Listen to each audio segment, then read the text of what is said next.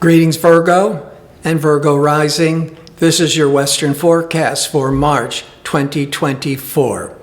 One of the main themes of March, which is actually going to carry over in through April, is focusing on relationships.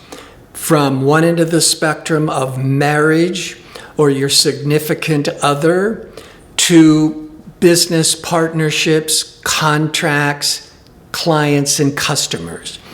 Because we're going to have a major emphasis on Pisces, planets transiting in Pisces. Pisces is the sign opposite Virgo, or the Virgo rising. And the opposite in astrology always deals with the other.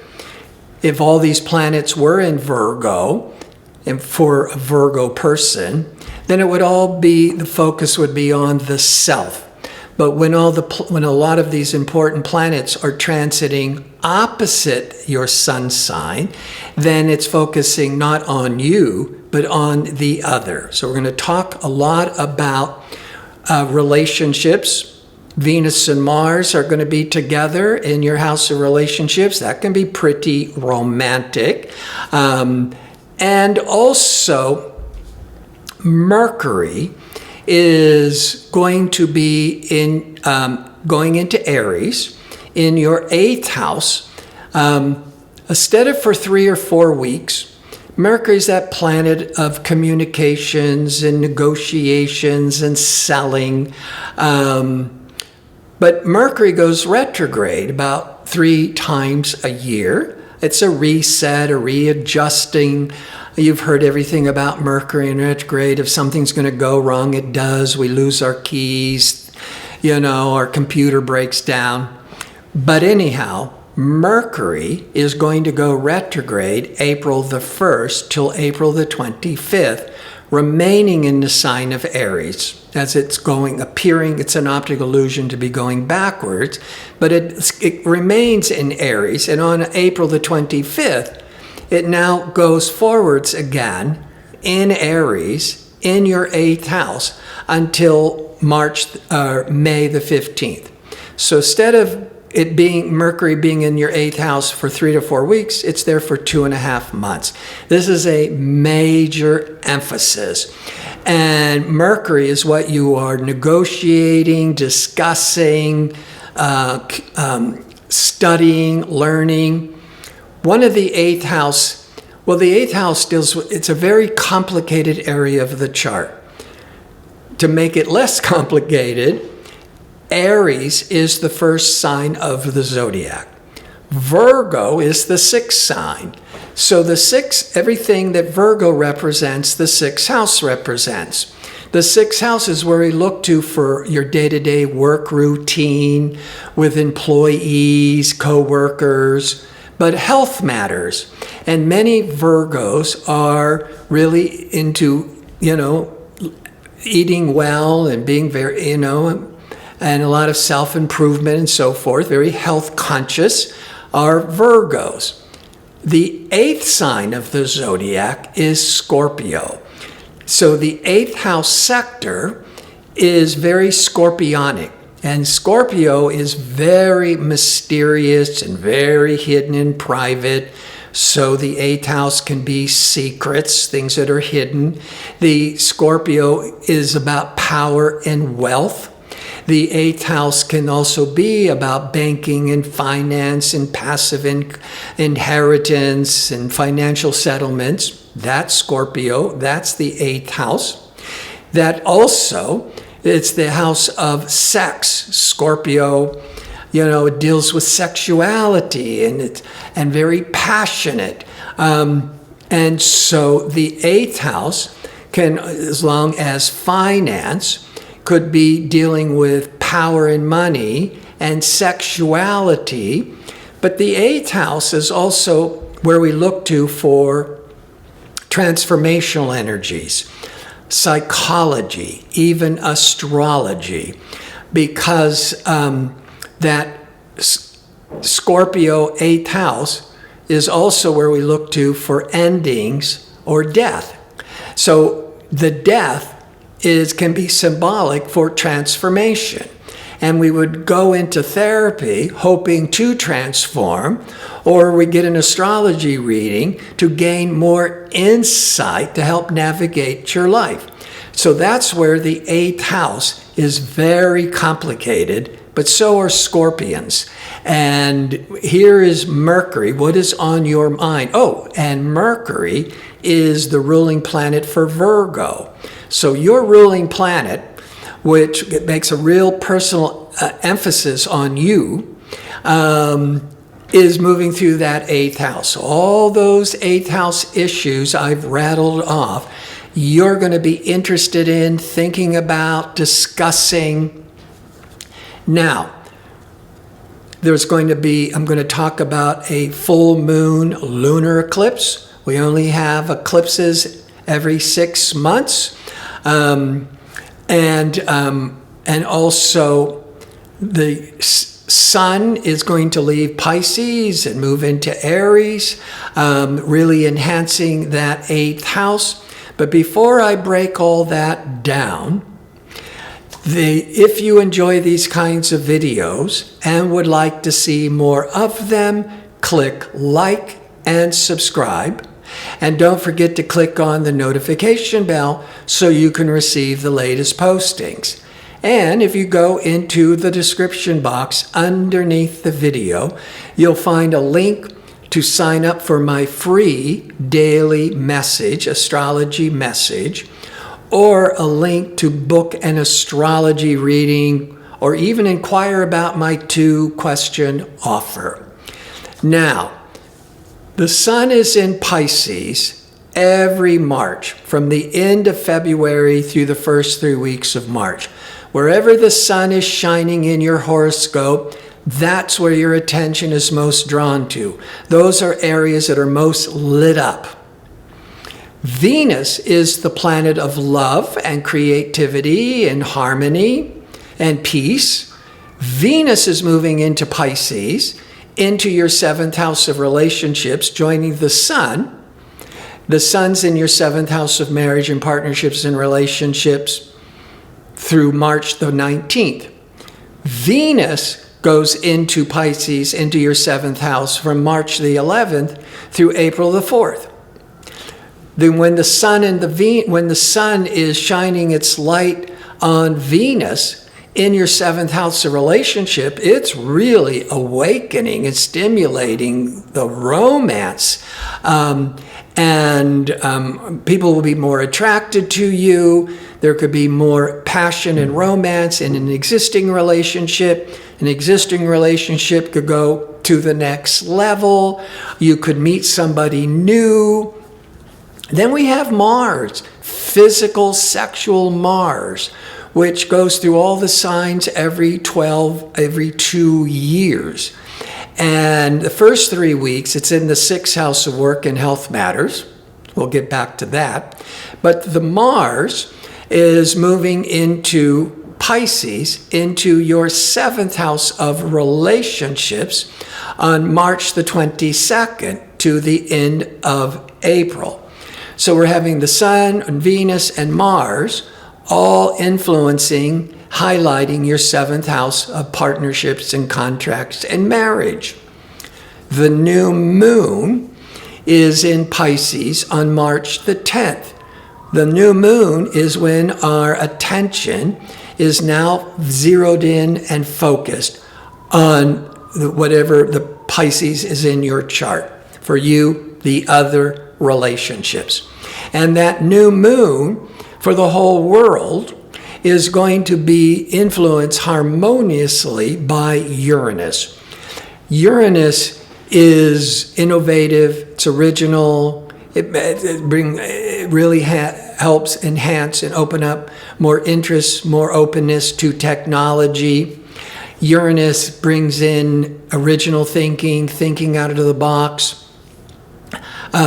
So it just brings in, it gets us out of our rut, brings in exciting new energies, and it's influencing the new moon in the 7th house of partnerships, professionally and personally. Now, that sun leaves Pisces on the 19th, but Venus is there till the 4th of April. And Mars is there to April the 30th. The new moon is holding that Pisces energies from the new moon on the 10th to the next new moon on the April the 8th.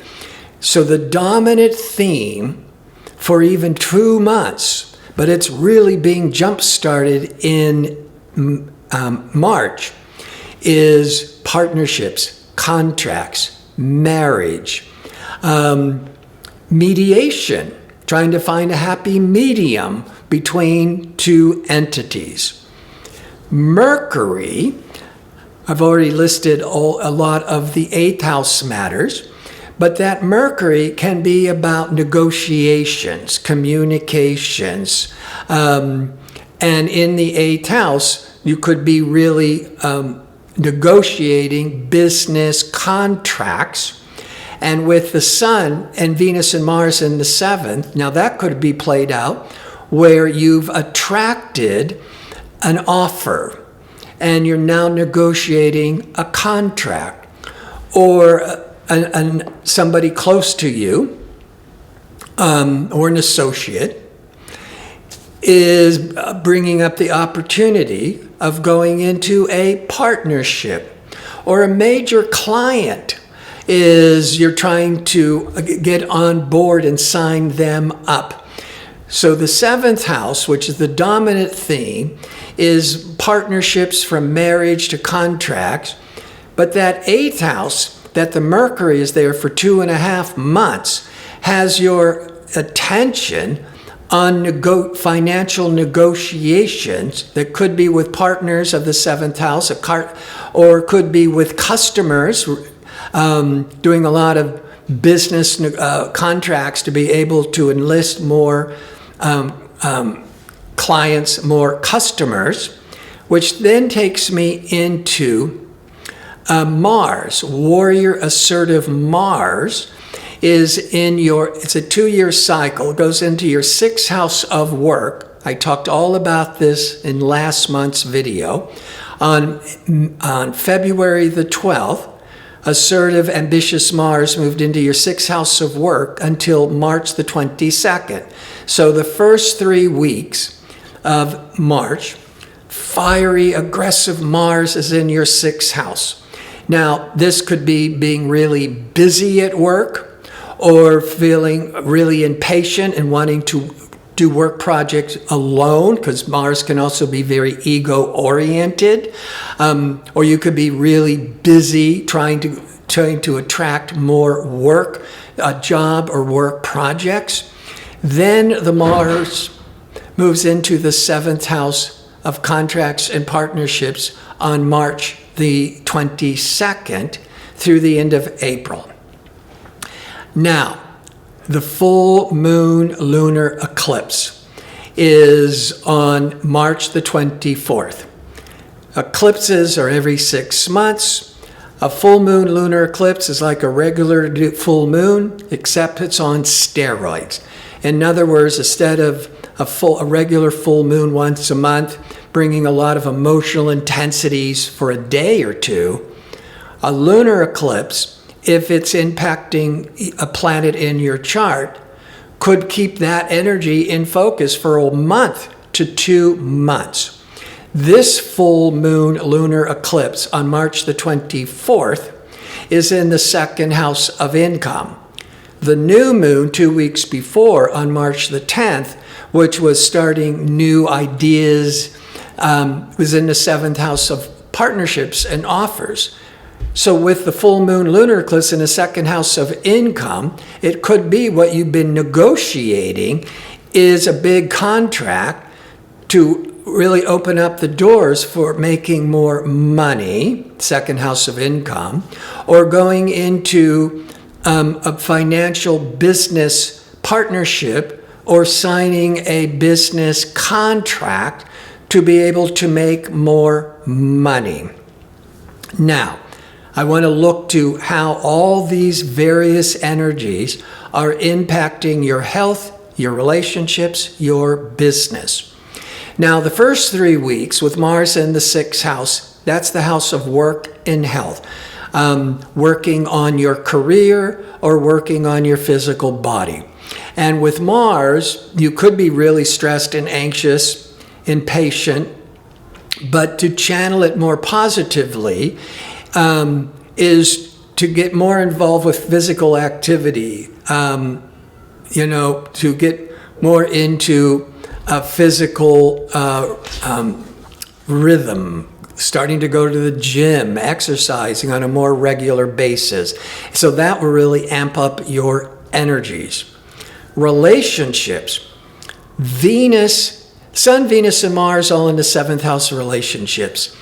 You're falling in love all over again with your current partner, you're falling in love with a new partner, with an existing partner, you're bringing up a lot of romance and sexuality. With a new relationship, it could be even more passionate, sexual than usual. Especially when Venus, desirous relational Venus, is aligned with physical Mars in the 7th house of relationships, the last week of March through the first 4 days of April. So again, it's either enhancing a current relationships where intimacy might have been taken for granted, got boring and routine, and now it's really amped up. Or maybe somebody new is coming into the picture.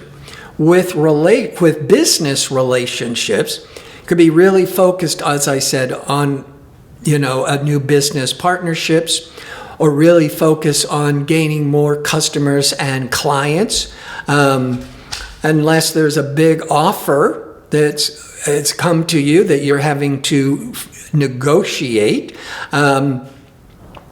with that Mercury in the 8th house. One thing is with Mercury in the 8th and they talked about contracts and joint ventures and negotiating business contracts. The 8th house, which you might be really needing to focus on for 2.5 months, is on taxes, when we're all going into the big tax season, insurance, that's the 8th house, financial settlements, inheritance. You might be drafting up your will, or you might be dealing with inheritance issues. That's where your mind is all being drawn to, as it's in the 8th house for 2.5 months. I want to thank you for watching. If you like information on how to book an astrology reading or to sign up for my 2-question offer, visit my website at gardino.go. That's .co. Until next month, be safe and well.